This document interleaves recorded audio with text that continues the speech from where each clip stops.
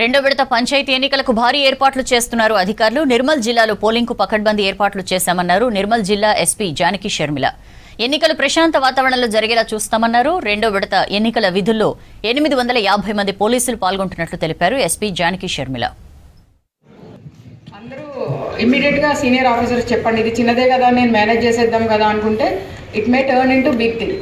పెద్దగా అయిపోతుంది, అది మీరు చేయలేని పరిస్థితికి వెళ్తుంది. అప్పుడు మేము కూడా ఏం చేయలేము. చిన్నగా ఉన్నప్పుడే మాకు చెప్తే అది మేము దాన్ని డ్యామేజ్ కంట్రోల్ చేయడమా లేకపోతే సెట్ చేయడమా ఏం చేయొచ్చు అన్నది చేస్తాం. సో మొన్న ఎస్బీ వాళ్ళు కూడా చాలా బాగా యాక్ట్ చేశారు. ఇమ్మీడియట్గా ఎక్కడికక్కడికి ఇన్ఫర్మేషన్ ఇస్తున్నారు. అలాగే ఎస్ఐలు, సిఐలు, men, all ranks of polices ప్రాణం పెట్టి పనిచేశారు. మొన్న రేపు జరగబోయే ఈ ఎలక్షన్స్లో కూడా అట్లాగే చేసుకుందాము. ఇంకోటి కూడా నేను ప్రతిసారి చెప్పేది ఒకటి చెప్తాను, లేట్గా అయినా కూడా ఉండండి.